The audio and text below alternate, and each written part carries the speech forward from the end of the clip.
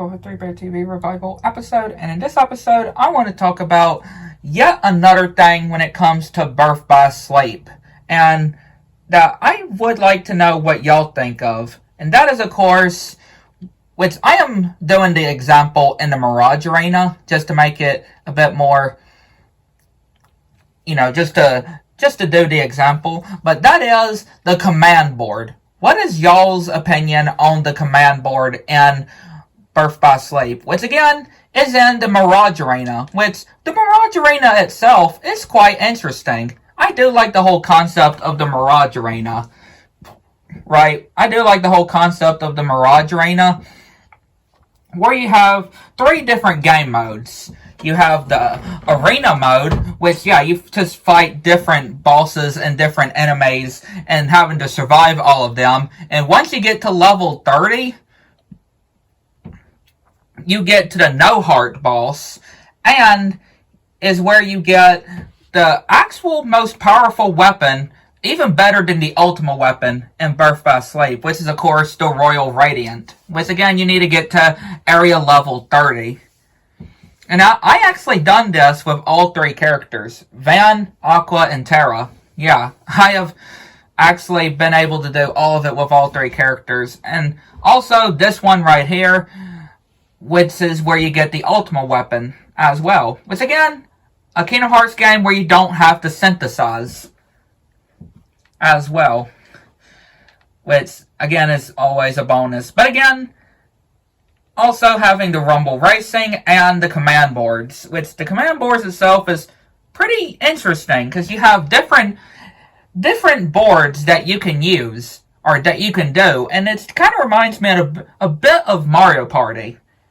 It's like a little bit of Mario Party, a little twist on it. You can have different areas like the Keyblade board, which is the Land of Departure, then Royal board, which is Cinderella, then Spaceship board, which is Lilo and Stitch, or Deep Space, and then Toon board, which is Disney Town, and then Skull board, which is Neverland, then Honey Pot board, which is Winnie the Pooh, and again, you can go up to however many GP goals, which is again the amount of things that you need to be able to win, and the amount of players as well, which is pretty unique, I would say.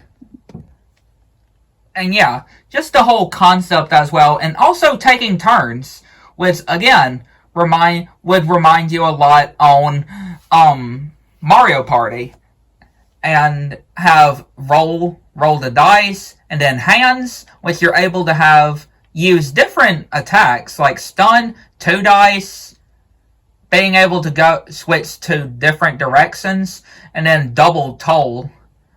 And also have stats, which just shows you the stats with the different players, and then options as well that you have.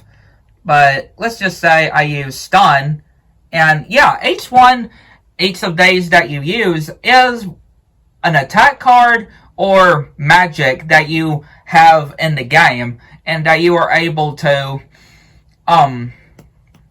level up as well, that you can be able to.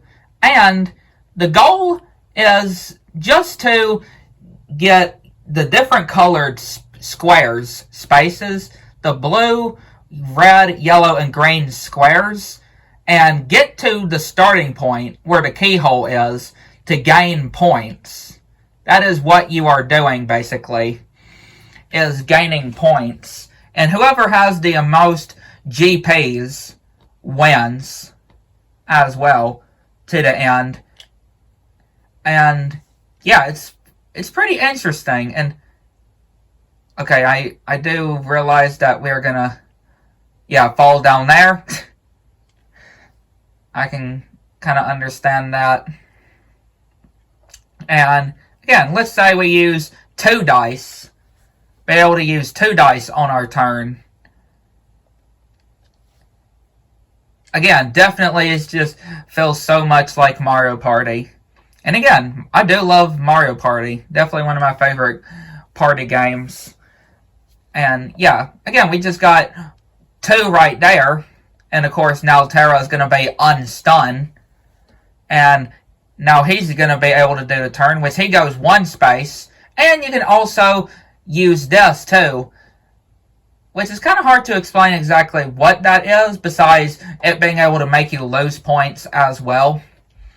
But yeah, it's a part of it as well that you're able to do, which I'm pretty sure you spend the GPs that you need. Yeah, that you would need. Like, again, I could purchase this area for 300, but I like to keep it.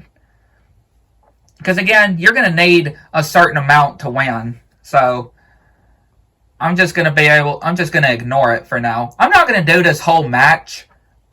I'm not going to do this whole match, of course, because there's a lot of turns before you have to get to the goal the amount of points that you need to get to. But again, just doing an example here.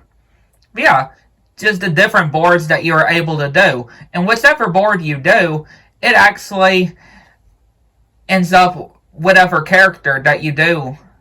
Like, let's say you do the honeypot one. You have either Pooh or Tigger, for example. Cinderella, you have, Cinderella. I'm not too sure about if there's any other characters that you're able to go against on Cinderella's one. And then on the spaceship one, you're able to have Stitch. And then Neverland, you're able to have Captain Hook. Or the skull one, Neverland, whatever one, right, you want to call it. You would have Captain Hook on it, for example. And then, of course, the Toon one, you're able to have Captain Justice or Captain Dark. You know, the costumes that Pete wears throughout the story. Again, this is pretty cool how... And, of course, the Land of Departure can have either Terra or Aqua as well. Which, again, I do like this whole thing, which a lot of people would probably say is definitely can be hard. Yeah, it can be hard.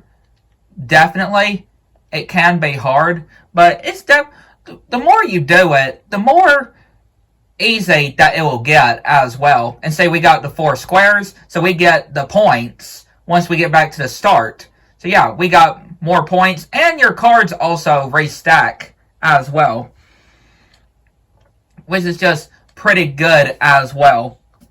But yeah, I definitely wanted to talk about the command boards. I definitely think it's a really fun concept. Again, the more you do it, the more less hard it is.